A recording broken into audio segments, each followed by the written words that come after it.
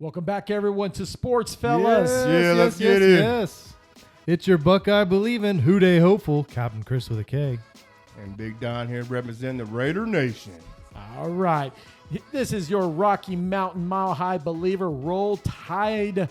I forgot the rest. The authentic tomahawk chop, Florida State. Your host, Carlos. I'm still working on it, you guys. I'm getting there. I finally get it, and then I don't get it. It's a work in progress. We still got time. You guys, we're going to talk about the AFC South. Also, do a little bit of dive into the Olympic count of 2024, the Paris Olympics. Before we dive in, let's go ahead and take a quick pause and take our following sponsors. Hey guys, why don't you check out She Barber Cuts Barbershop and give Markeisha Brown, the licensed professional barber there, a call at 316-218-3566 for all your haircut needs. She's got cuts for kids, adults, and for those looking for the good one, the deluxe with beard trims, wash, and hot towels. So don't forget to give Markeisha a call at She Barber Cuts and see her at 2319 North Ridge, Barber Suite 6A here in Wichita, Kansas. Before we dive in, we want to do is host our new channel that we will have. It's called Mamba Sports, and your host, King Looney, will be covering the NBA, especially for all those Laker fans out there. And it's home to the Cowboys. So for all the believers out there that think the Cowboys are going to do something, this is your show. So stay tuned to that. We're looking forward to collaborate with our friend, King Looney. All right, let's go ahead and take a quick pause before we dive in. With spring here and all the storms on their way, you need to make sure you have the proper home, auto, and all your properties insured. We here at Razor Cut Information just can't get enough of our favorite insurance man, Ernie Ruelas. Please visit Ernie and his State Farm agency at 11330 East Central Avenue, Suite 400, Wichita, Kansas, 316-682-2300. Thank you so much, Ernie. All right. Also, we want to introduce a drawing for our winners for the next one. We didn't have no one get in. I guess they don't want a certificate. They don't want like to go no to the free store. stuff. You guys don't miss out. So we're gonna turn up the stakes a little bit. We're actually gonna go ahead and do is open up that channel for our TikTok viewers as well. Oh. So let's do it. Nice. So let's give something out onto the next show. So let's kick off with the AFC South, the Dirty South. All right, we're gonna kick it off with the Indianapolis Colts. Last year, they were 9-8, and they did not make the playoffs, but they were above 500. Chris, I'm going to kick it off with you. What do you think they will do this year? I think they're going to be about the same. It'll be a little bit come down to Anthony Richardson's health. They did lose Zach Moss. I'm not sure who they had coming in as the running back behind. They still got Jonathan Taylor. Yeah. So hopefully he's healthy. I don't know. I think 9-8 is probably right about where they are. Michael Pittman, they did draft a second receiver, but Pittman they re-signed him. But that's about all they have in that secondary. I think in this AFC South we see a little bit more of an arms race that's happened this year between especially like the Texans and the Titans. And I think that the Colts are just not quite there. I think give them another year or so. They've got a new head coach again this year, I believe. Well, all three of them except for the Texans all have new coaches this year, I believe, in this division. Is that right? Yeah. So, yeah, we'll have to see. Again, I think a 9-8 year. I think they should be pretty happy with that. If they, a 9-8, you might squeeze in. You're probably out of the playoffs, but. That's where I kind of see them handling a pretty quality team, not a bottom of the barrel, not real horrible, but they're going to win some games, but I don't think they're going to have quite what it takes to get into the playoffs and make a run. I got to agree with Chris because right now, depending on Anthony Richardson's health, I don't see much difference in the team from, what they had last year until what they're getting ready for this upcoming season. You'll have a great, season with Jonathan Taylor as long as he stays healthy. And Anthony Richardson, he's a dynamic quarterback. And defensively, I just haven't seen any changes or additions that would make me think they'll do any better in the division from what they were from previous. So that's pretty much more all I've got to say about it right now. Looking at how the Colts did great having Gardner Minshew take over while, AR-15, not the gun, but the player, Anthony Richardson going out. And the thing is that Minshew carried the team pretty well. I mean, and Jonathan Taylor was missing in action as well. Mm-hmm. And so they had a lot of missing pieces going. And Michael Pittman still, high caliber wide receiver for the team. But this year, what I'm seeing is, especially with their first draft pick, they focused on defense and picked up that kid from UCLA. And also the wide receiver, yes, he's Second from Texas. And I like what the Colts are doing. And yes, when you said the arms race, Chris, great analogy. Because right now, it was all eyes on Jacksonville the year before. But now this emergence of the Houston Texans, and we're going to talk about in a second, goes to show like, hey, we need to start getting a blueprint ready because we're going to start falling behind. Now, we all know the staple of the AFC is going to be the Kansas City Chiefs, regardless of what we're going to talk about. But still, for starting with the division, for the Colts to get going, I mean, they got to get back into their principle. Their principle was running the ball. I mean, if we're going to bring back the glory days when Peyton Manning was there, what did Peyton Manning control the tempo, threw the ball, focused on the run game? And especially when you got the kind of talent they have. They have a good offensive line. They have a really good running back. And when Richardson's healthy, I think that opens it up a little bit more. And then also, too, let's not forget, besides Pittman, you still have Alec Cox as well. And also, too, they picked up they still have the other wide receiver. Who was it? It was not Downs. It's a weird. Downs? It's kind of no. It's a name. It's a hard to pronounce name. Like Arius. Oh, don't forget Pierce. They had Pierce, and also as well they had there was Downs, and then serving in the backfield was Montgomery as well. But for the Colts to go in, do you see the Colts possibly squeaking in the playoffs or win the division? I see them as a middle, probably about where they're at. Like, I mean, they were tied for second in the division because there was 2 9-8 teams, but right there in probably the third spot because I have a feeling they might get a wild card out of this. I don't think it's this team or necessarily the next team, but I think there's a good chance that there's going to be a wild card out of this division. How do you feel but not that? The Colts. How do you feel that Gardner Minshew? Didn't he go to the Raiders? I was say he went to the Raiders. Yeah, I'm not even sure who their backup is now in Indy. Well, right now him and Aiden O'Connell are competing for the starting job. Right in the Raiders, but I'm saying for Indy because he was backing up in Indy. I'm not sure who Indy's backup is. Yeah, I don't know. So, but I think that. I mean, what do you think, Don? Where do you think they're going to wind up in the division? They'll be fighting for second with Jacksonville because Houston right now is the team to beat in the AFC South. And, Tennessee right now, they just took another big hit on injury-wise. With DeAndre. But, I guess we'll get more into that here a little shortly. All right, well, let's go ahead and move on over to the next team up. We have the Jacksonville Jaguars. Same schedule like last year. They finished 9-8, but didn't qualify for the playoffs. That was disappointing after the year before beating in astonishing fashion to the Los Angeles Chargers, but then they fell short to, I believe it was Kansas City. Am I right? That's who they lost to. So, looking at it this year, Chris, what are your thoughts? Well, I don't know because they sent Calvin Ridley over to Tennessee. Well, didn't send him free agent. He walked over there, I guess. But their replacement on that was Gabe Davis, which I think that's a little bit lost there. I don't see that they necessarily improved their weapon. Like as I was, you're going to hear my theme here is this arms race. I don't think they improved like the next two teams, similar to the Colts. Like, yeah, they kind of maintained, maybe even dropped off a little bit with their weapons. Although I think Etienne's going to be a great player, and I think Ingram's coming back strong. I'm not sure if he was a little banged up.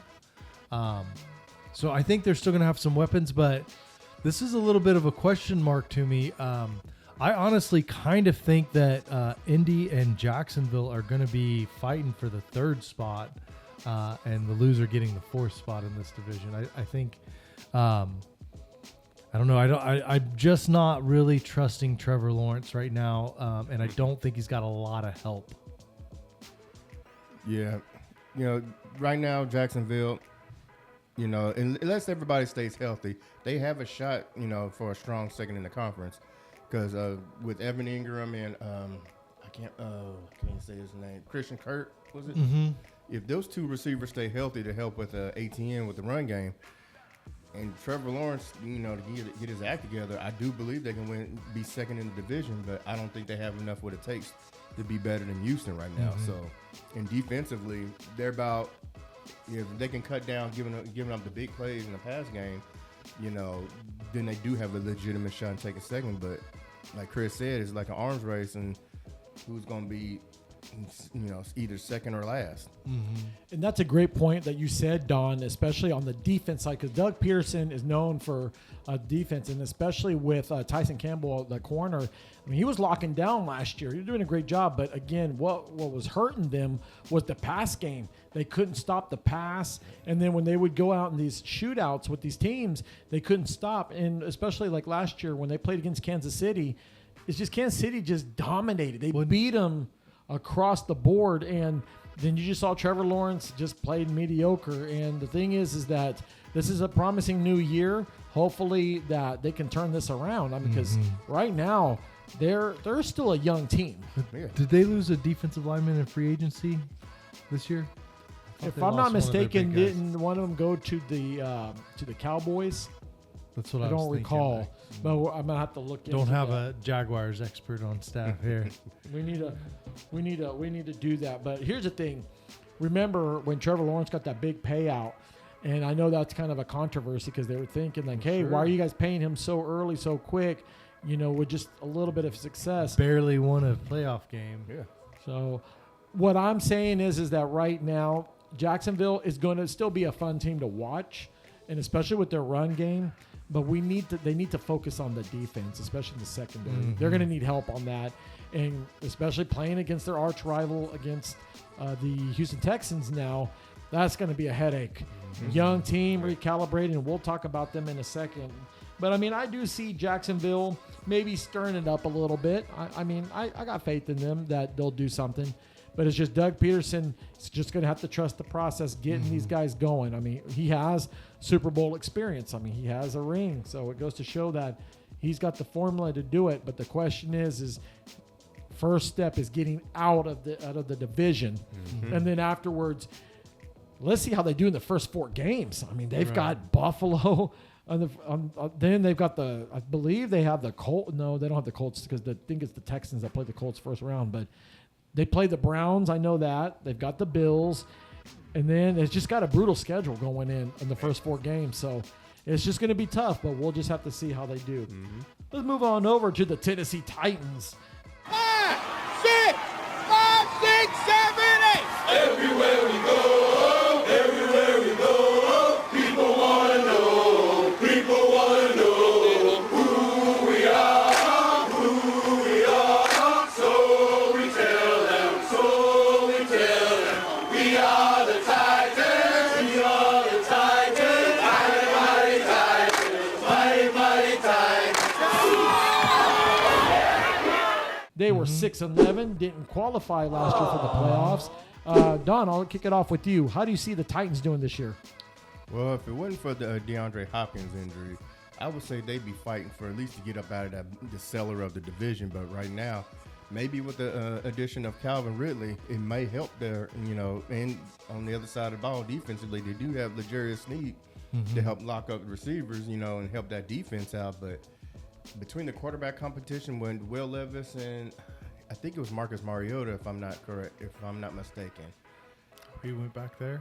I'm not quite sure on that one, but with the Will Levis, he's got to show me something offensively for them to do something better, because otherwise they're going to mess around and be back in the bottom of the division again. So I haven't really seen much improvement, especially with the loss of Derrick Henry. I don't see where that run game is going, so they're going to have to bring out all stars and show me something. You have no faith in Tony Pollard? I don't know. It just depends on the offensive line. It's going to change. So, of course, we lost, or not we, they're not my team. Vrabel left, so that's you're getting a big shift in style. Okay. They brought in Brian Callahan, who had been the Bengals offensive coordinator here for for all of Taylor's time so far up till this year now. So you're seeing more of an introduction into that Zach Taylor offense, Sean McVay, more 3 wide receiver sets. That's why they signed Calvin Ridley. That's why they signed Tyler Boyd as well. So okay. he's familiar with the offense. I'm curious to see how Will Levis, because he's got a rifle, like he's got a big arm, and I did hear earlier today that Hopkins is probably going to be out 2 to 3 weeks. It's not going to need surgery, just kind of a rest and recuperate. So hopefully he'll be able to play. I do think that's a pretty dangerous set of wideouts. I think Pollard with that spread out, like he's a good spread out. He's going to have some room to maybe make some runs or get. There's also a fair amount of screen and toss plays in that kind of offense that they're running. Okay. I was a little unsure about the defense, but I know that they have a decent little defense or have had in Tennessee, but Snead is a big upgrade on that. So I think that I kind of have Tennessee maybe just with a little bit unknown on them coming out and catching some people, because I think there's going to be such a style shift to them. People are going to be, especially early in the year, coming in like, oh, this is just going to be the defense and 3 yards and a pile of dust Titans that it's been for the last 5 years. And I think it's going to be they're going to be catch a couple people off guard, and I think that they're going to be pushing for that second spot and maybe a wild card. I don't know that anyone outside of the North and maybe East is going to get in a wild card, but if so, I think the Titans. This is where and on the thing isn't that, Chris, is the defense. Adding L'Jarius Sneed, that was a plus. Adding Jamal Adams as well on the safety side. So you've got now some defensive prowess going on right now. But let's all come to a consensus here. The offense. I'm concerned about the quarterback spots. Now that you don't have Derrick Henry running the ball up, now everyone has to play their part. And so has it been concluded yet who's going to start? Malik Willis or William Levis? Who's starting? Right now, we don't know. I think Will Levis. I think he's the tentative starter because Malik Willis in any of his opportunities was bad last year. And has he been in 2 years? I think this is his second year. Second year. Mm-hmm. Well, and then plus too, the Titans, they just keep changing their identity. Like one thing a couple years ago, we saw them in the AFC Championship. I mean, yes, of course, they lost to the Chiefs, but then you see them again go to the playoffs, and then you guys, the Bengals, knock them out. And it's just that they have not had that magic touch in quite a while.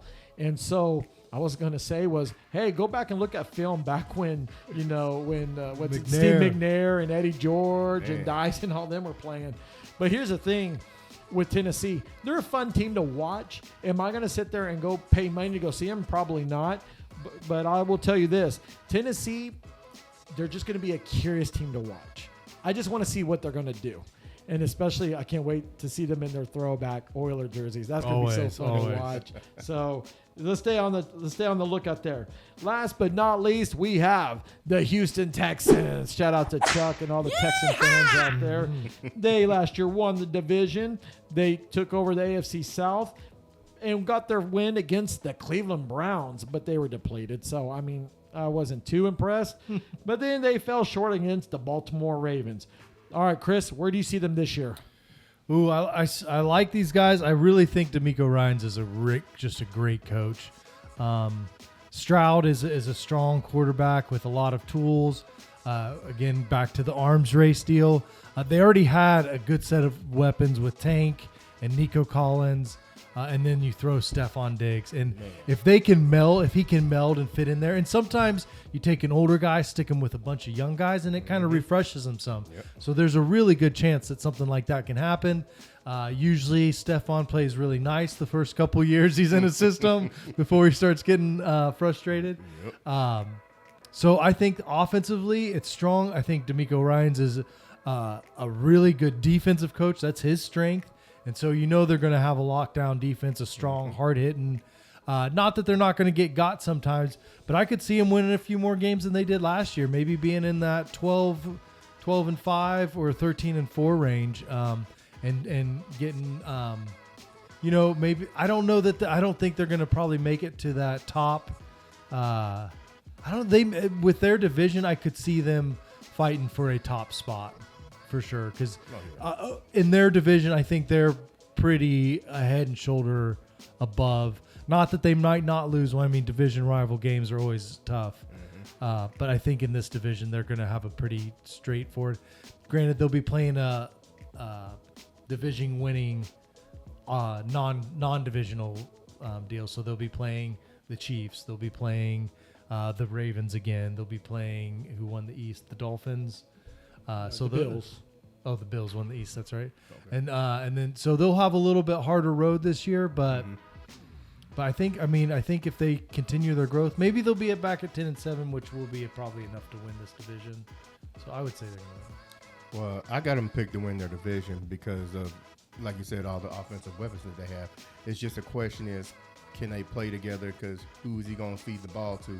And with the addition of the running back from Joe Mixon, that's going to help the run game. He likes to eat. So it's like, who's their tight end?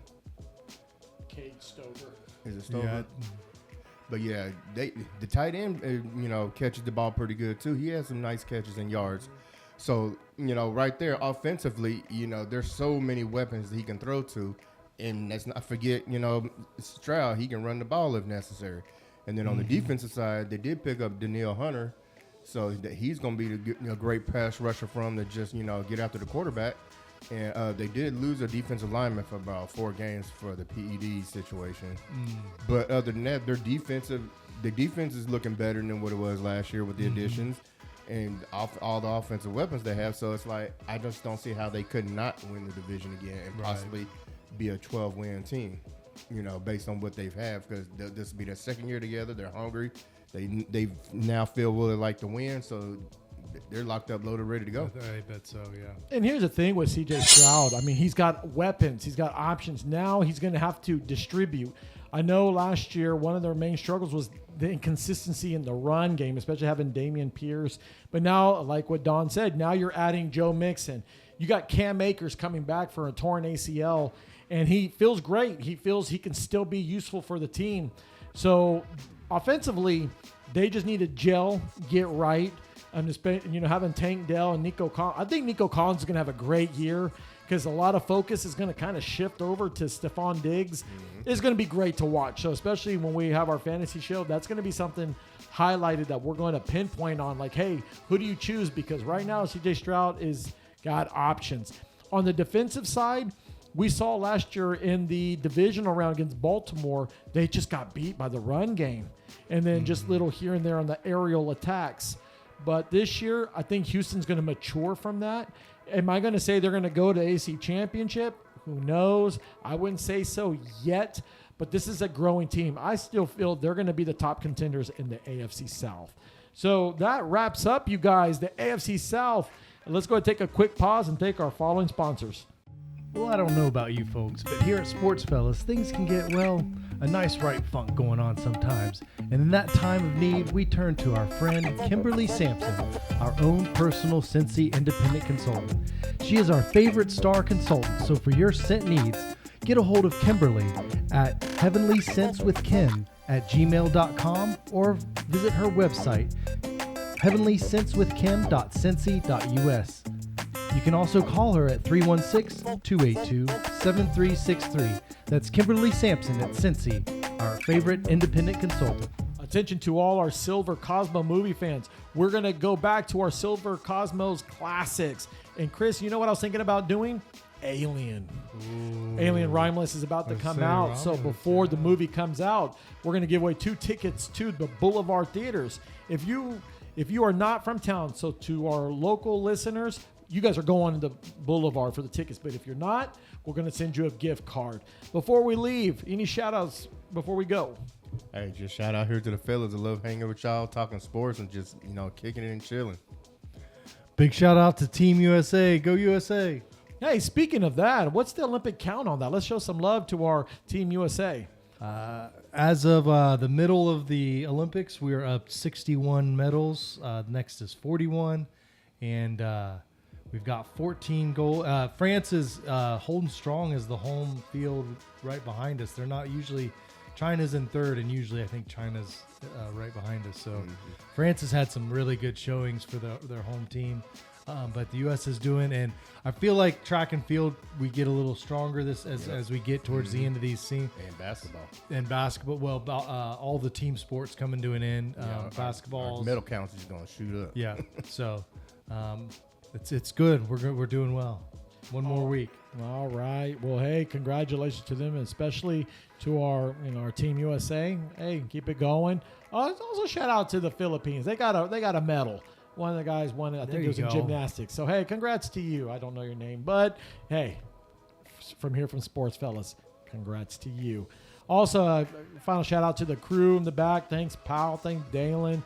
Thank you also to Eric. These guys, we couldn't do it without you guys. So you guys don't go unnoticed, and I appreciate you guys. Also, to our listeners and viewers, hey, you know what? It's because of you guys. I appreciate it that we keep doing this, man. And I'm here with my friends here. We're just talking sports. So at the end of the day, that's what we're for. We're family here. So stay tuned to the next shows. We're going to get ready to do Vice. We're going to talk about Deadpool. So for all our comic book fans out there, we're going to talk about Deadpool. And also on our Silver Cosmo movie reviews, we're going to talk about the Deadpool and Wolverine movie. Until then, we're going to out.